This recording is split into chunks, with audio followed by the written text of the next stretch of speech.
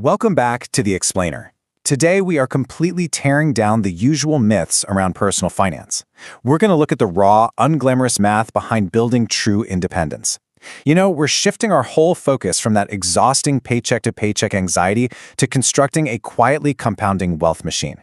If you've ever felt like you're making decent money, but somehow have absolutely nothing to show for it at the end of the month, well, this explainer is exactly what you need. Let's just jump right in. Picture this. It's a random Tuesday morning. The very first thing you do before your feet even hit the floor is open your banking app, and you immediately get that knot of dread in your stomach. You see a balance way lower than it should be, just days after payday. So you spend the next few minutes panic scrolling through a blur of coffee charges, delivery fees, late-night Amazon orders, desperately trying to figure out where the heck the money went. Now, I want you to imagine a completely different version of that exact same morning. You check your accounts, and you see a growing balance that literally nobody else knows about, a number that's quietly compounding while you sleep. The difference between those two lives? It isn't a massive inheritance or some lucky stock pick. It's simply the presence of a system. See, wealth is actually just the predictable, mathematical consequence of small, unglamorous behaviors repeated over a really long period of time. So, let's dive into Section 1, the perception gap, and what your true financial snapshot actually looks like. To figure out how to build this invisible wealth, we really need to stop looking at our salaries as our main wealth builders and start looking at our systems. Let's break down the math of the financial illusion most people live in.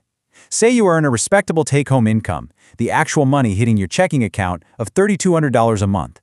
You look at that number and think, hey, I have over $3,000, I'm doing okay. But then we look at the required outflow, your fixed bills, groceries, your minimum debt payments. All of that totals $2,655. Subtract all those fixed costs, and bam, your real flexibility is totally laid bare. Your real number is $545. That is your true flexibility for the entire month. That's only about $18 a day for eating out, savings, or surprise expenses. Most people fail financially because they operate as if they have the full $3,200 to spend rather than their true $545 of flexibility. And that gap? That's the perception gap that quietly destroys your future. And to actually bridge this gap, we've got to be brutally honest with ourselves. Your true snapshot absolutely must include those irregular annual expenses that we all tend to, accidentally lie to ourselves about. I'm talking about car registrations, holiday gifts, back-to-school supplies, or that random annual vet bill, because these aren't random surprises, they are predictable annual realities. When you take those, divide them by 12, and add them to your monthly outflow, you finally get the clarity you need to make precise, calculated decisions instead of scattered, panicked ones. Moving on to Section 2, the wealth illusion and what rich actually looks like in the real world. All right, once you've got that clear snapshot of your money, it's time for a major paradigm shift. Real wealth building starts when you realize that wealth itself is, invisible.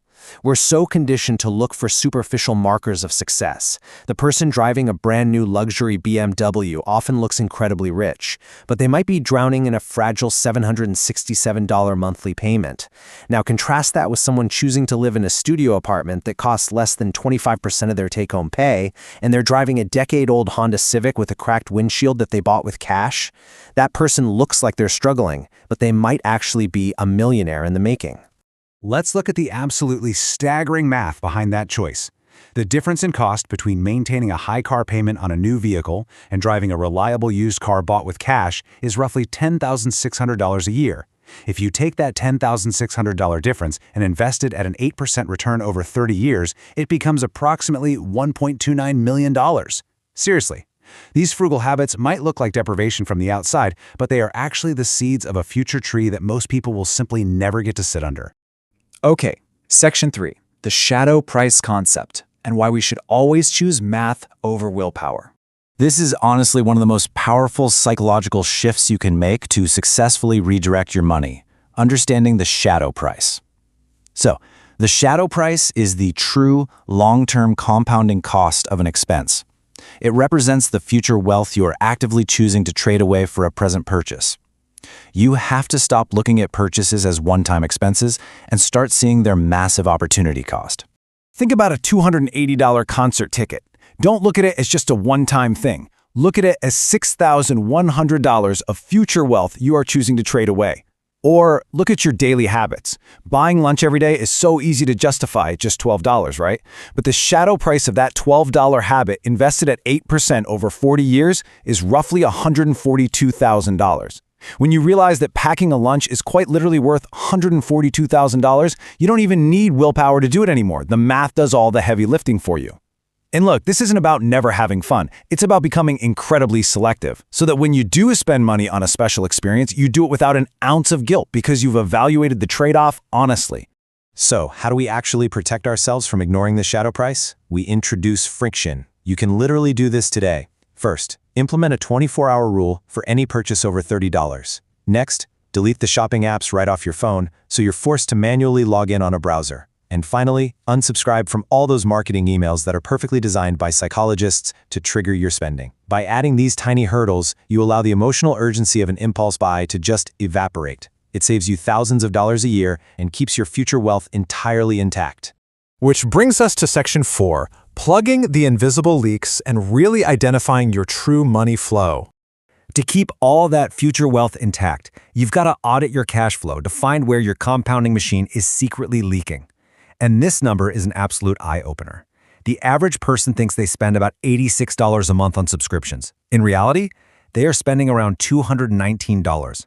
That is a $133 monthly perception gap.